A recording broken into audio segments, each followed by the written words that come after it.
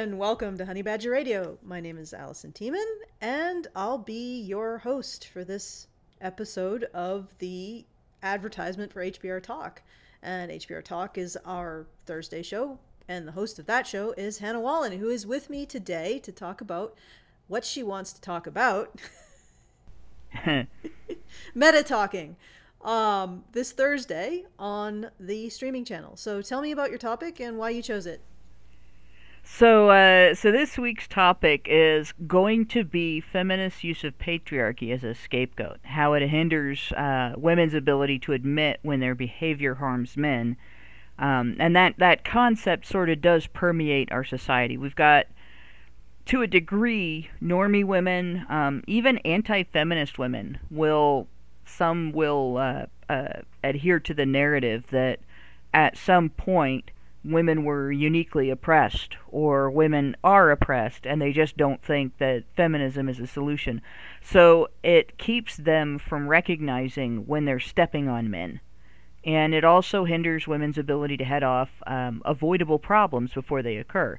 Because if they're treating the results of their decisions and the actions they take based on those decisions as a form of oppression, something that was inflicted on them, instead of something that they could have anticipated and headed off, and that they have, the right and responsibility to do that, then they start thinking in terms of, well, I'm just going to go ahead and do this anyway, and if I have consequences that I face, I'm going to complain. And I've seen there's a large degree to which this really is visible in the discussion around birth control and single motherhood and abortion and so on. And we get a lot of temper from women when you start talking about that. They'll take it personally. They'll take it as slut-shaming. They'll take it as blaming women for being victims of circumstance, when in reality the circumstance was you had sex and you weren't as careful with birth control as you could have been. And you decided to have sex with a guy you weren't going to marry, or who wasn't going to marry you, and you conceived a child. And so that's when you talk in terms of you did these things and this was the result, women get upset. So at some point, if we want both men and women to progress, if we want men to be free of the damage done by female carelessness, and we want women to have the greater level of success that you have with personal accountability, we have to get past this use of patriarchy and oppression as a scapegoat on which to blame the consequences of women's choices. Yes, definitely. And I encounter this when people say things like, well, I don't want to blame women, but I'm like, well, why not? Why not blame women for things that women have power over as women? They blame them for the negative consequences of those things. I don't see why that is such a horrible taboo in our society, but women have particular powers and particular ways of influencing the world around them that is unique to women. And when they do it wrong, there are negative consequences to having done so. Like, having negative consequences is a good thing, and recognizing people's negative consequences is a good thing, because it means that when a woman chooses the positive, she's actually a good woman. Otherwise, she's just an amorphous blob of nothing. It's like, you're totally denying female individuality when you deny the negative consequences of women's actions. You're denying their moral agency. And what the heck are you respecting if you're not respecting a woman's individual moral agency? And you respect a woman's individual moral agency by recognizing both the positive and negative consequences of her choice. Because every negative consequence that you identify has a positive attached to it. And those women who have chosen the positive route get recognized as having done so. How are you supposed to achieve if every choice that you make is positive is ignored because you refuse to recognize the negative shadow side of it? You see what I'm saying? Like, how can you achieve anything? Yeah, exactly. Like, it's impossible. And I mean, and go ahead. The other thing is, how are you supposed to get anywhere in life if anytime you do something, like, you don't have the power to improve your situation because your choices don't matter, right? So most women don't recognize that blame is a leg up that feels like a kick in the ass. Because it's your way. You can grab that blame and say, here's where I screwed up, here's what I did wrong, here's where I can improve, and now I can get to the next level. But you can't do that if blame is something that you're allergic to, right? You have to stay away from it, and so you don't get that leg up. All true achievement is built from criticism. And they don't, the individuals who promote this idea of blameless womanhood seem to not understand that. Your ability to tolerate and integrate criticism is directly proportionate to what you will achieve. And they see that even when they look at people who achieve great things in any kind of art or any kind of difficult discipline, like musicians, artists, writers, psychologists. When they look at the principles of success are seeing where you're doing something not as well as you could and improving upon that. So taking a criticism of your ability, taking a criticism of the outcome of your choices and saying, how can I do this differently next time? In a very aware and directed way. That's where achievement comes from. That's how people become great at something.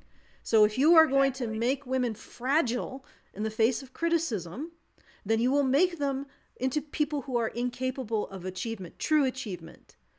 And furthermore, like the more something is unique and deviates from what came before it, the more you have to tolerate criticism because you will be constantly taking it on the chin. Every person, mostly men throughout history that's created something completely new, a new paradigm, has had to endure an incredible level of criticism to the point up to and including torture and death for these novel ideas that they brought about.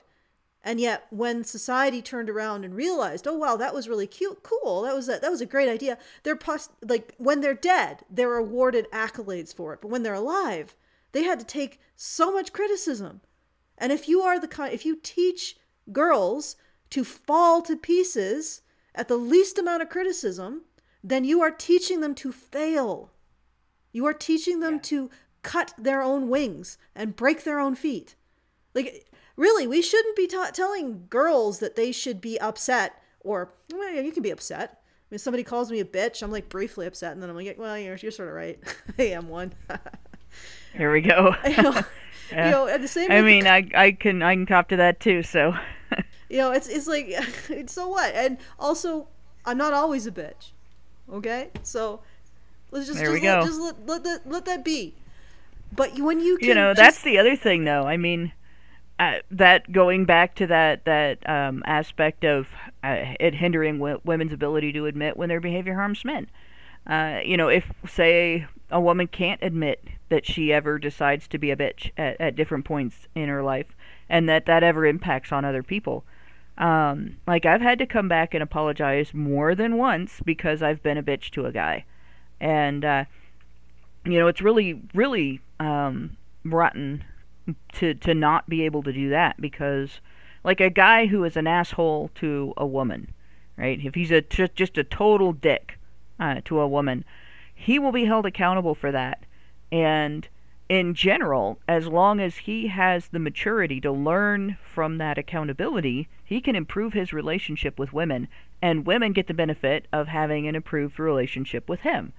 But if a woman cannot admit, gosh, that was really bitchy of me, I should not have done that, I shouldn't have treated that guy that way, he deserved better treatment, and I deserve to be a better person than the person I was in that moment, right? If you can't do that, you can't improve your relationship with that guy, and you can't improve your relationship with men in general, and all of the men around you are going to suffer your bitchiness, and you're going to suffer a lack of a solid relationship with the men around you. Mm-hmm. So it sucks for everybody. Too, to be honest.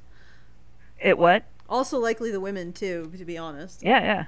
Because yeah. The women who treat men badly generally treat other women badly too. Yeah, they treat everybody badly, and they'll make excuses for it too. Horrible excuses. Oh God, I hate it when a woman talks about sisterhood because I know that the woman's gonna be trouble. Nobody fights harder than sisters. Mm-hmm. Yeah, let's just talk about, what needs to get done, not sisterhood. Like, I don't really expect, I don't expect a woman to just, to not call me out when I'm doing something stupid. I don't want that kind of expectation, like enforcing that expectation of a bland and homogenous respect women. Like it comes down to this. The group of people who will achieve the most is the group of people that is taught that they get the least, they get the least positive morality from being the gender that they are, the sex that they are. So in other words, being a woman means that you are a good person just for being a woman, that you deserve respect for being a woman. Well, you don't get that if you're a man. You're not a good person because you're a man. I mean, just imagine, you're a good person because you're a man. That doesn't even make sense. Nor do you deserve respect just simply because you're a man, because you're an adult male. But that group of people who starts with the least initial amount of being told that they're good just because they exist in the group that they are, told that they deserve respect just because they exist in the group that they are, and also has the highest level of expectations placed upon them to provide and protect any other group, and also is expected to take criticism without complaint. Otherwise, they'll be called a variety of names that are all bad, and also is expected to act on that criticism in a positive way. That is the group of people who will achieve the most. So as long as we do those things to men, but we fail to do those things for women, women will not achieve to their greatest potential. They'll always be they'll always be less than in terms of achievement relative to men. And whatever achievement that would look like for women, because women have sort of a different kind of strengths than men. But they certainly aren't employing them to their full effect, because they do not get that criticism. They don't get that blame. They don't get that expectation of being treated as a moral agent based on your moral choices. And they're basically told they deserved respect for just existing. Like, you couldn't destroy women's achievement anymore if you tried. If you actually actively set out to destroy and undermine women's achievement and empowerment, you couldn't do it better. So I guess this is the topic for this Thursday, right? Talking about Yep. actual respect, actual empowerment, and how women need to take responsibility for their effect on men to improve their relationships, and also to improve actually even their relationship with themselves.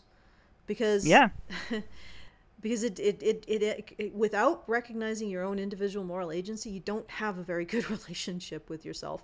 You don't feel like you can achieve anything, really. All right, so if you're interested in that conversation, please go to the link in the low bar. I believe now it will take you to our channel where this conversation will occur, which will be, and you'll correct me if I'm wrong, it'll be at 7:30 Eastern or 6:30? Yep, 7:30 p.m. Eastern. 7:30 p.m. on Thursday. Eastern on this Thursday. So yes. See you there.